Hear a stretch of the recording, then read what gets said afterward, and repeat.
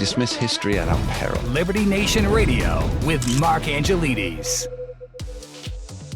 And you're back on Liberty Nation Radio, heard coast to coast on the Radio America Network. I remain Mark Angelides. We're continuing our conversation with Liberty Nation's national security correspondent, Dave Patterson. Dave, we've been talking about various data points on what's happening with China, but we can't really avoid talking about Taiwan. And although China has been very quiet in recent weeks and months, I guess it's battling with the Trump tariff thing, because without an economy, they can't really focus on anything else. Or without a thriving economy, they can't really focus on anything else. But the flybys into Taiwanese airspace, those have pretty much continued unabated, haven't they? Yes, they have. And, when we say that China has been quiet, that's a relative quiet. Sure. They've been quiet in Iran and the Middle East. But if you're Taiwan, if you're Philippines, they've not been quiet. I mean, they've continued to do what they've been doing. There is an interesting, we talked a little bit of with the potential leadership turbulence within China. They may be having to take their eye off the ball with regard to how soon or if they will step up their aggression against Taiwan.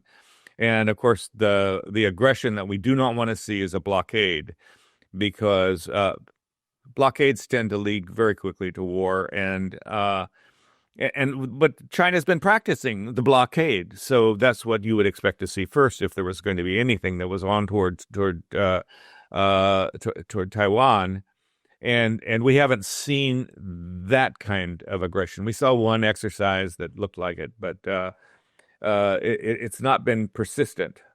So that's a really important point. Is it's not been persistent, and again, that's a very relative term, because it is. For a very, very long time there have been these. I'd almost call them training operations that have been taking place, and each of these training operations has been based on the idea, well, how would we annex Taiwan? And you don't train for something unless you anticipate the necessity of it coming to fruition, right? Because you would never practice that kind of thing to protect Taiwan from some external threat. So I guess the important question is, why hasn't anything happened here? Why is it just these training exercises, these mild incursions, these fancy flybys? Are they're testing how Taiwan would respond? They're testing how the US would respond? What's the deal with it? Well, it's entirely possible that China does not want, and I believe this is true, they do not want a fighting war over Taiwan.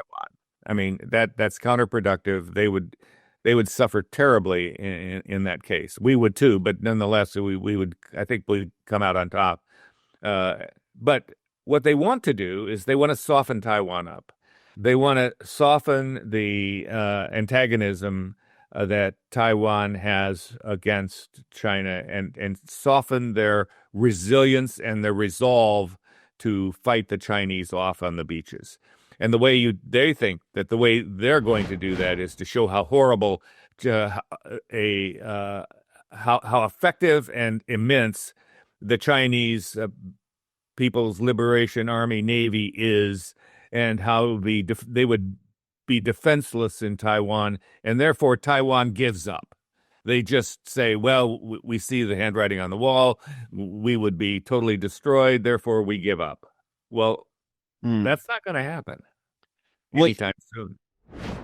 So that raises 2 points there, Dave. The first one is America has committed to protecting Taiwan. Do you think that commitment still holds strong under the non-interventionist, or a slight interventionist, I guess you'd call it nowadays, Trump administration?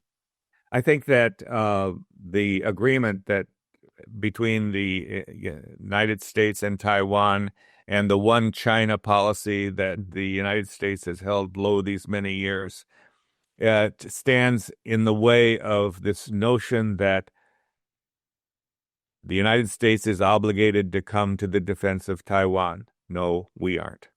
Right. What we have picked up is the obligation to support Taiwan in its defense against China. Those are two different things. Very true. Very true. So that brings me kind of to the second thing, which again is a bit tangential, but those are my favorite kind of conversations. Is there's the psychology of status, and when you said about how what China's trying to do is demonstrate that we are this mighty force, and eventually Taiwan will just say, "There's really nothing we can do about it. We may as well, get in under our own terms rather than be forced to." Now, it pops into my mind that this is a status battle. So there's two ways to really gain status. And status is always something that's awarded to you, right? It's not something that you can put on yourself. You can't say, "Oh, I have status today." It's given from other sources. And the two ways of getting it, one is prestige, which is by being particularly good at something. And the other one, which is more important here, is the ability to dominate. And that's how status is achieved. Now, long term, that kind of strategy doesn't hold. I think that's probably right. It doesn't have. If you're gaining your status by being dominant, and dominance here means if you don't do what I tell you, I can hurt you. That's the essence of dominance. It doesn't last. It's not a lasting proposition because at some point people are going to push back against that.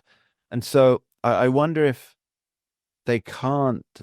I don't think China can really achieve its goals here, at least in a long term. They may have short-term victories, but considering it's a nation and a people that are very, very long-term planners, I think that's quite a short-sighted view. Your final word on that? Your thoughts on that? I think that is a short-sighted view, as you say. I think that the real lasting power of a nation is the perception that they are a force for good in the global economy, both military economy and the financial economy. And China has yet to breach that capability.